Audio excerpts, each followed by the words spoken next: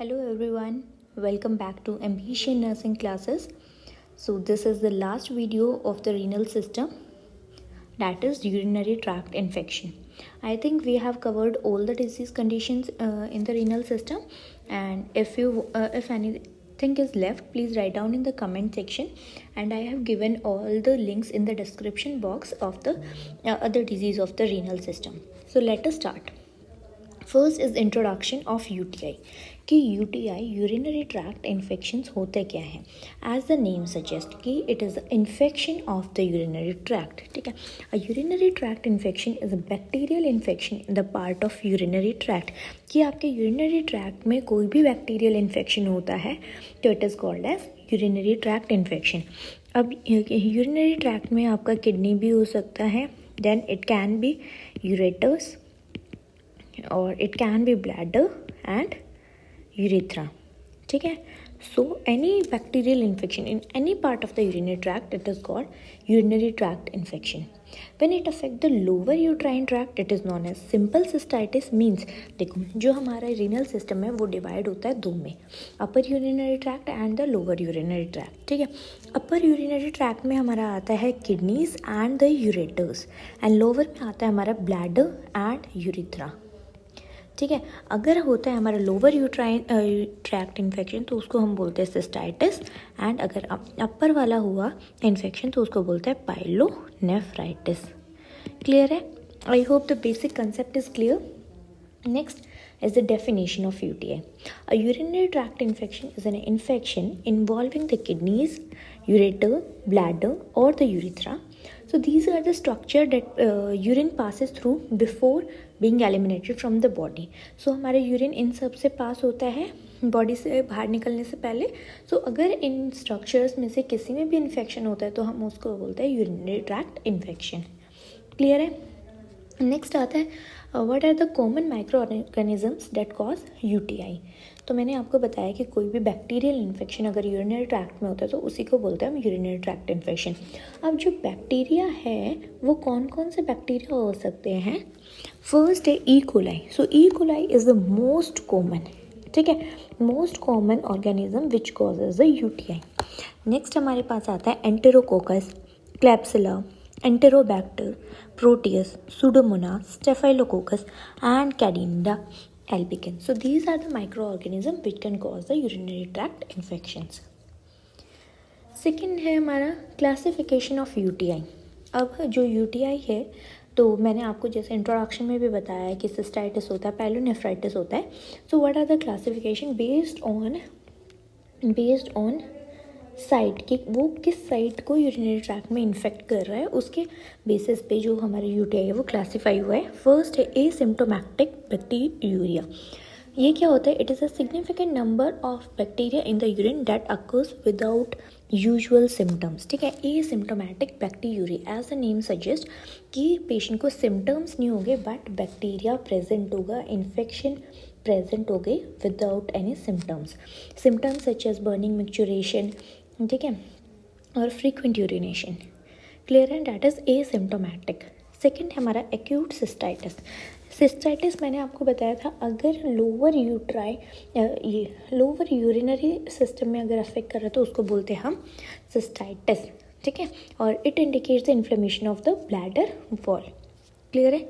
Next आता है हमारे पास एक्यूट पाइलोनेफ्राइटिस. एक्यूट पाइलोनेफ्राइटिस क्या होता है? It implies inflammation of renal parenchyma and the collecting system, और we can say upper urinary system अगर अफेक्ट कर रहा है तो उसको बोलते हैं एक्यूट पाइलोनेफ्राइटिस. नेक्स्ट आता है हमारे पास acute urethritis. As the name suggest, itis होता है अगर किसी भी चीज़ के पीछे आइटिस लगा है तो इट मीन्स इन्फ्लामेशन. ठीक है, तो यूरेथ्राइटिस क्या होता है? It means the inflammation of the urethra. Clear? Next आता है हमारे पास prostatitis. It is a serious bacterial infection of the prostate gland seen in the males.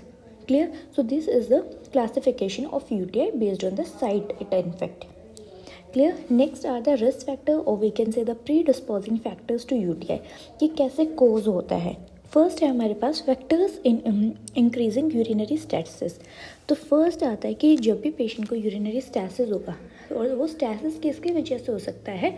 If there is any obstruction, ठीक है, ऑब्स्ट्रक्शन है, यूरिन बाहर नहीं आ पा रहा है ना, इट कैन बी इंट्रिंसिक और extrinsic obstruction, like there can be some stone हो सकता है, ठीक है। So if there is any obstruction होगा तो यूरिनरी स्टैसिस होगा हमारे यूरिनरी ट्रैक्ट में। देन अगर पेशेंट को है यूरिनरी रिटेंशन की प्रॉब्लम या फिर रीनल इम्पेयरमेंट है जिसकी वजह से यूरिनरी स्टैसिस हो रहा है, अब देखो अब वहाँ पे क्या है, बहुत सारे यूरिन स्टैसिस हो रहा है, मतलब पेशेंट को यूरिनरी रिटेंशन है, तो वहाँ पे क्या होता है, there will be growth of bacterial colonies, है ना, बैक्टीरियल कॉलोनीज ग्रो करेंगे स्टैसिस, अगर यूरिनरी स्टैसिस हो जाएगा जिसकी वजह से it can lead to urinary tract infections. Next आता है foreign bodies, like if there is any calculi renal stone है या फिर कैथेटर्स है, लाइक फॉलिस कैथेटर प्रेजेंट है ना, फॉरेन बॉडी है, सो मे भी हो सकता है कि फॉलिस डालते टाइम आपने स्टेरिलिटी मेंटेन नहीं किया, तो उस टाइम हो सकता है कि फॉलिस डालते टाइम आपने माइक्रो ऑर्गेनिजम्स भी डाल दिया, है ना। तो यूरिनरी ट्रैक्ट इंस्ट्रूमेंटेशन, अगर कोई प्रोसीजर हुआ है जिसमें लाइक आपको स्टेरिलिटी मेंटेन नहीं किया, due to some foreign organisms also they can be invasion of the micro organisms in the urinary tract. Clear है कि ये यूरिनरी स्टैसिस की वजह से हो सकता है, due to some foreign bodies की वजह से हो सकता है, या फिर हमारा due to some anatomical factors. Anatomical factors में लाइक कंजेनाइटल डिफेक्ट अगर पेशेंट को कोई भी, है ना। नेक्स्ट है fistula, exposing urinary system to skin, like हमने पढ़ा है ना, अगर हमारा वेसिकोवेजाइनल फिस्टुला अगर बन गया, है ना, वो सब हमने पढ़ा है ना, यूरिनरी अगर हमारा जो यूरिनरी सिस्टम है वो एक्सपोज है स्किन, वेजाइना या फिर फीकल स्ट्रीम की वजह से, ठीक है, तो क्या हो सकता है, बैक्टीरियल ग्रोथ हो सकती है वहाँ पे। और जैसे आपने पढ़ा भी है कि यूटीआई जो है वो मोस्ट कॉमन होता है इन फीमेल्स में मोस्ट कॉमन होता है because their urethra is small, ठीक है। So these are the pre disposing factors to UTI. Next factors क्या हो सकता है, फैक्टर्स कंप्राइजिंग इम्यून रिस्पॉन्स, ठीक है, कि इम्यून रिस्पॉन्स जो है, इम्यूनिटी कम है, पेशेंट एजिंग है, ओल्ड एज है, HIV है, डायबिटीज़ है, सो इन कंडीशंस में चांसेस होते हैं पेशेंट के ज़्यादा UTI होने के। नेक्स्ट आता है due to some functional disorders like constipation, voiding dysfunction है, तो उन सब की वजह से भी UTI हो सकता है। अदर फैक्टर्स क्या हो सकता है, प्रेगनेंसी, ठीक है, पुअर पर्सनल हाइजीन, कि पर्सनल हाइजीन अच्छे से मेंटेन नहीं कर रहा पेशेंट, है ना, तो उसकी वजह से बैक्टीरियल ग्रोथ होने के चांसेस हैं। Then multiple sex partners, clear. So these are the risk factors और the pre responding factors related to UTI। हमने क्या क्या पढ़ा, यूरिनरी स्टैसिस की वजह से, due to any foreign bodies, anatomical factors और इम्यूनिटी कम होने की वजह से, and due to some functional disorder. Clear है। नेक्स्ट हमने जैसे अभी क्लासिफिकेशन पढ़ा था UTI का, सो एक और क्लासिफिकेशन है जिसमें हमारा जो UTI है वो डिवाइड हुआ है into 2। First is uncomplicated UTI and second is complicated UTI, ठीक है।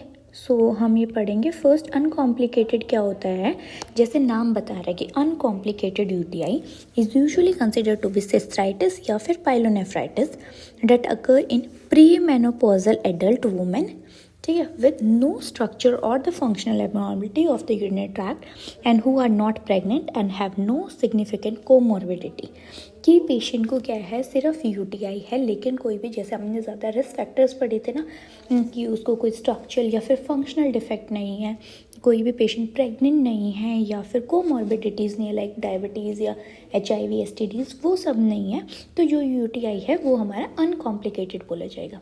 क्लियर है, मतलब पेशेंट को सिर्फ यूरिनरी ट्रैक्ट इन्फेक्शन है without any pre disposing factors. Clear. Next आता है हमारे पास complicated UTI। Complicated UTI it can involve either sex at an age, मतलब किसी भी एज पे हो सकता है, मेल फीमेल किसी को भी हो सकता है, ठीक है। इस एक UTI को हम कॉम्प्लिकेटेड कब मानेंगे, व्हेन जब पेशेंट हमारा चाइल्ड होगा या फिर प्रेग्नेंट वुमेन, ठीक है। प्रेग्नेंट वुमेन अगर या फिर चाइल्ड के केस में UTI है तो it is a case of complicated UTI। और the patient has any of the following, अगर ये सब है लाइक कोई भी स्ट्रक्चरल या फिर फंक्शनल एबनॉर्मेलिटी है या फिर कोमॉर्बिडिटी है और रिसेंट इंस्ट्रूमेंटाइजेशन और सर्जरी हुआ है यूरिनरी ट्रैक्ट का, सो अगर पेशेंट को ये सब सिम्टम्स है, ये सब कंडीशंस है, तो it comes under complicated UTI। Clear clear है difference between uncomplicated and the complicated UTI, मतलब यूरिनरी ट्रैक्ट इन्फेक्शंस दोनों में है, सिस्टाइटिस पाइलोनेफ्राइटिस हो सकता है पेशेंट को, बट इन अनकॉम्प्लिकेटेड कोई भी like structural abnormality functional abnormality नहीं है, बट कॉम्प्लिकेटेड में है, और इसमें जो पेशेंट होगा वो आइदर चाइल्ड होगा या फिर प्रेग्नेंट वुमेन्स। क्लियर। नेक्स्ट आता है पैथोफिजियोलॉजी। सो पैथोफिजियोलॉजी में क्या हुआ है, सबसे पहले देखो हमारा जो भी ये बैक्टीरियल कोलोनाइजेशन है वो स्टार्ट कहाँ से होता है, यूरिथ्रा से ही एंटर करेंगे ना ये सब, लाइक हमने कोई कैथेटर डाला हो सकता है उस टाइम पे, या फिर हमने कोई इंस्ट्रूमेंट डाला, तो मेनली एंटर कहाँ से लेते हैं, यूरिथ्रा से। ठीक है, कोलोनाइजेशन हुआ, पैथोजन का कोलोनाइजेशन आ गया, pathogen colonize the periurethral areas and ascend through the urethra upward towards the bladder। Urethra से जो माइक्रो ऑर्गेनिज्म है वो कहाँ जाएंगे, ब्लैडर में, ब्लैडर में जाके यूरो एपिथेलियम पेनिट्रेशन होगा। ठीक है, और बैक्टीरिया जो है कंटिन्यू करेंगे to replicate and may form biofilms. फिर यूरेटर में जाके एसेंशन, ठीक है, when significant bacterial colonies occurs, bacteria may ascend into ureter towards the kidney. ठीक है, और fimbriae may aid in the ascension process.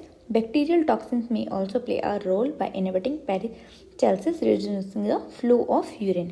ठीक है, मतलब यूरेटर में अब देखो यूरेथ्रा से उन्होंने एंट्री लिया, देन ब्लैडर में असेंड हुआ, उसके बाद ये जो है बैक्टीरिया कोलोनाइज होते होते यूरेटर्स में पहुंचेंगे जहाँ पे फिम्ब्रे हेल्प करेंगे उन्हें असेंशन प्रोसेस में, है ना। पेरिस्टालसिस इनहिबिट हो जाएगी तो जो हमारा यूरिन है वो बाहर नहीं आ पाएगा, यूरिनरी स्टेसिस हो जाएगा जिसकी वजह से। क्लियर है। देन नेक्स्ट अगर वो किडनी तक पहुंच गया तो उसको हम बोल देते हैं पाइलोनेफ्राइटिस। ठीक है, infection of renal parenchyma causing an inflammatory response. ठीक है, क्लियर। अगर और फिर पाइलोनेफ्राइटिस हो गया, यूटीआई हो गया, it can lead to the acute kidney injury. Clear है। सबसे पहले हमारे जो बैक्टीरिया है वो कहाँ से कोलोनाइज करेगा, यूरेथ्रा से जाएगा ब्लैडर में, देन यूरेटर्स जाएगा, फिम्ब्रे हेल्प करते हैं इसको, देन अगर किडनीज का इन्फ्लेमेशन हुआ तो उसको बोलते हैं pyelonephritis and ultimately it will lead to acute kidney injury. Clear है। नेक्स्ट आता है clinical manifestations of UTI. Clinical manifestation क्या होगा, अब आपने देखो डिजीज़ कंडीशन पढ़ी, यूरिनरी ट्रैक्ट इन्फेक्शन है ड्यू टू सम बैक्टीरिया, तो पेशेंट को क्या होगा, सारे यूरिनरी सिम्टम्स आएंगे, है ना। पेशेंट को देखो यूरिनरी स्टेसिस हो रहा है, ठीक है, स्टेसिस हो रहा है और हमारा लाइक ब्लैडर फुल हो रहा है, तो पेशेंट को क्या होगा, अर्ज होगा टू यूरिनेट, है ना। तो सिम्टम क्या होगा, a strong and persistent urge to urinate.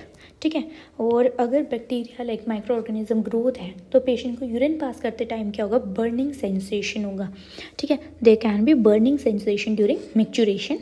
ठीक है, अब पेशेंट को लाइक ऑब्स्ट्रक्शन है जिसकी वजह से यूटीआई हुआ है, तो पेशेंट का क्या है, जो यूरिनरी फ्लो है वो पूरा नहीं आ पाएगा, पेशेंट कंप्लीटली ब्लैडर एम्प्टी नहीं कर पाएगा, so they will be passing frequently.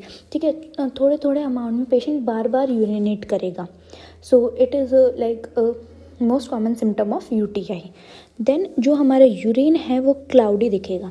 Normally क्या होता है, जो यूरिन है वो पेल कलर होता है, but in case of UTI it will appear cloudy. Then urine that appear red and bright pink और कोला कलर्ड यूरिन, उसमें हम क्या सस्पेक्ट करेंगे कि पेशेंट का ब्लड है, पेशेंट को हेमेचूरिया हो रहा है। ठीक है, देन स्ट्रॉन्ग स्मेलिंग यूरिन होता है because of infection. Then pelvic pain in women especially in the center of the pelvis and around the pubic bone। ठीक है, या फिर हम बोल सकते हैं टेंडरनेस इन कोस्टोवर्टिब्रल रीजन। तो ये इसका एक सिम्टम है, क्लिनिकल मैनिफेस्टेशन है, हॉलमार्क वाला है ये कि टेंडरनेस इन कोस्टोवर्टिब्रल एंगल, ये हमारा किस में दिखेगा, ओनली इन यूटीआई। क्लियर है सिम्टम्स।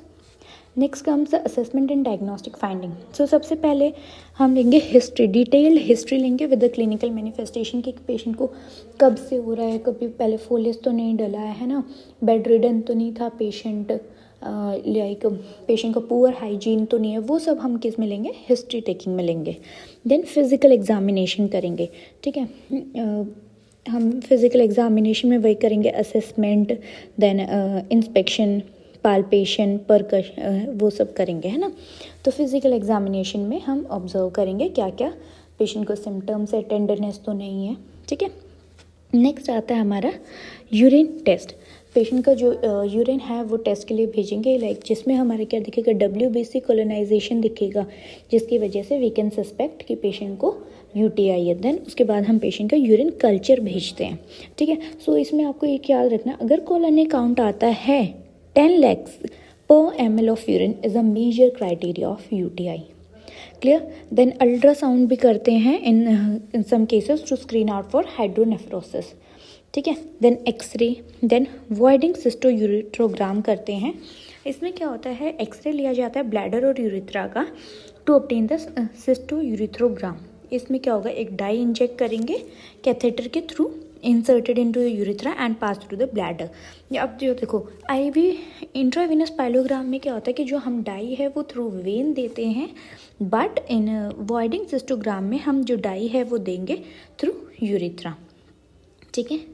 देन सिस्टोस्कोपी कर सकते हैं, CT करेंगे and in the last blood cultures, ठीक है। डायग्नोस्टिक फाइंडिंग्स क्या क्या करेंगे, urine test, X ray, ultrasound, IVP, cystoscopy, CT and the blood cultures. Clear. Next is the treatment. Treatment में हमारा एक आता है pharmacological treatment, and second we can teach the preventive measures to the patient. Prevention.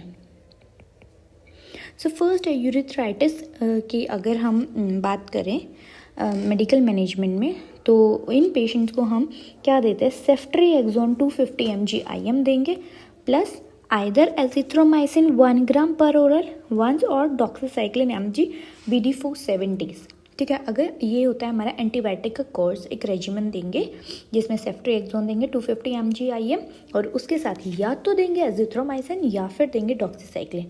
वो कितना days के लिए, 7 days के लिए। तो ये आपको याद करना पड़ेगा। और अगर आपने अभी तक फार्माकोलॉजिकल में एंटीबायोटिक्स की वीडियो नहीं देखा तो आप वहाँ जाके देख सकते हो, उसमें क्लियरली मेंशन है कि कौन सा किस क्लासिफिकेशन में आता है, क्या साइड इफ़ेक्ट्स है, कितने दिन के लिए देते हैं। Okay, we will mention the link in the description box. Next है सिस्टाइटिस। सिस्टाइटिस का मैनेजमेंट कैसे होगा, इसका फर्स्ट लाइन ट्रीटमेंट में क्या होता है, नाइट्रोफिरेटॉइन देते हैं 100 mg पर ओरल BD फॉर 3 days, ठीक है। क्या देते हैं, नाइट्रोफिरेटॉइन।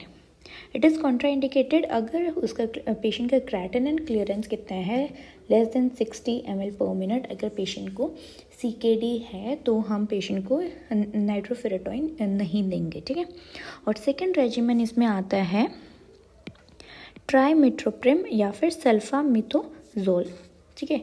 160 mg का होता है ट्राइमेथोप्रिम एंड 800 mg सल्फामिथोजोल पर ओरल BD देंगे फॉर 3 days।